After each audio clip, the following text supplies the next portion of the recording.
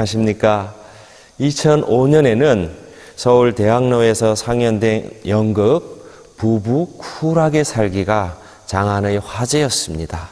2003년 처음 막을 올렸을 때 나흘 동안 전 공연이 맺은 사례를 기록했고, 2005년 4월에는 서울 가정법원 판사 15명과 가사조정위원 등 30여 명이 함께 공연을 관람해 화제가 된 연극입니다. 심리학을 전공한 상담자가 직접 출연해 부부 갈등의 원인과 해법을 알기 쉽게 설명하며 관객들의 참여를 유도했기 때문에 더 유명해졌습니다. 연극 중에 상담자가 관객에게 물었습니다. 한 달에 한 번씩 부부싸움을 하시는 분은 손 들어보세요. 몇 쌍이 손을 들었습니다. 이어 6개월에 한 번씩, 1년에 한 번씩, 2, 3일마다 한 번씩 부부싸움을 한다는 이들이 손을 들었습니다. 그래도 손을 안 든 부부가 많았습니다. 그럼 나머지 사람들은 뭔가요? 관객들은 이구동성으로 합창하듯 대답했습니다. 매일 싸워요.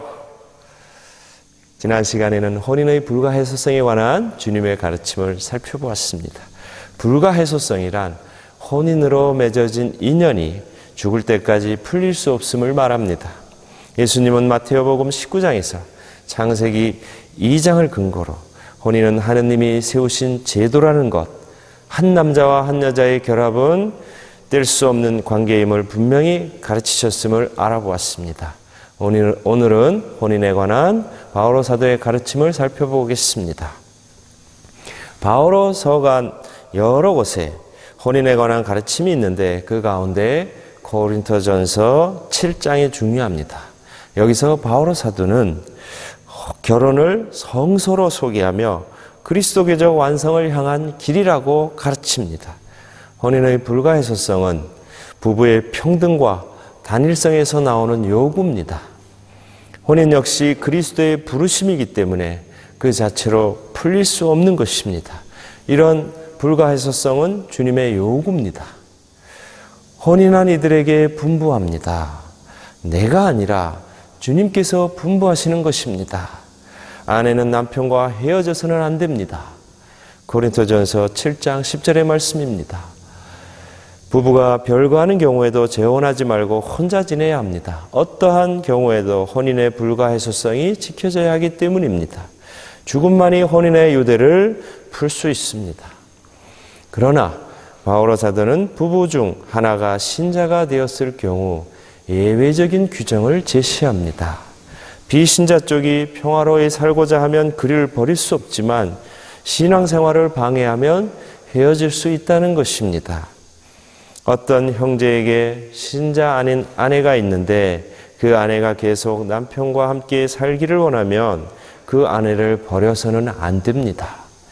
또 어떤 부인에게 신자 아닌 남편이 있는데 그가 계속 아내와 함께 살기를 원하면 그 남편을 버려서는 안 됩니다. 고린토전서 7장 12절에서 13절의 말씀입니다. 그러나 신자 아닌 쪽에서 헤어지겠다면 헤어지십시오. 그러한 경우에는 형제나 자매가 속박을 받지 않습니다. 고린토전서 7장 15절의 말씀입니다. 바로 이 구절을 근거로 소위 말하는 바오로 특전이 생겨났습니다. 바오로 특전은 부부 중 한쪽이 세례를 받은 뒤 상대방이 평화로운 결혼 생활을 거부할 경우 세례받은 배우자가 혼인의 유대를 해소해달라고 청할 수 있는 권리를 말합니다. 바오로 특전이 성립하려면 다음 4가지 요건을 갖추어야 합니다. 첫째, 세례받지 않은 남녀의 유효한 혼인이어야 합니다. 만일 둘 중 하나라도 가톨릭 교회에서 세례받은 사실이 확인되면 바오로 특전을 받을 수 없습니다. 둘째, 부부의 한쪽만이 세례성사를 받아야 하며 바오로 특전을 받기 전에 세례성사를 받아야 합니다. 셋째, 비신자 측이 함께 살기를 원하지 않거나 재혼 등으로 함께 살 수 없는 경우에만 국한됩니다. 이미 국법에 따라 이혼한 경우도 비신자 쪽 배우자가 떠난 것으로 간주합니다. 그러나 세례받은 배우자가 세례받지 않은 상대에게 이혼의 원인을 제공하지 말아야 합니다. 넷째, 비신자 쪽이 신자인 배우자를 떠났는지 확인하는 절차로 비신자 배우자에게 질문을 해야 합니다. 그가 세례 성사를 받기를 원하는지, 세례받은 배우자와 다시 평화롭게 살기를 원하는지 물어보아야 합니다. 만일 비신자 쪽이 이 두 가지 질문 가운데 하나라도 긍정적으로 대답할 경우 바오로 특전을 적용할 수 없습니다.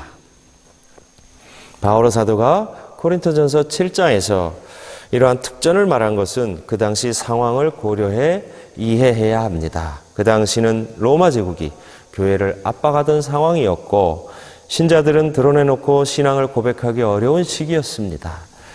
한쪽 배우자만 그리스도교로 개종해 세례받고 다른 배우자는 개종을 거절하거나 심지어 개종한 상대방을 박해하는 경우가 많았습니다.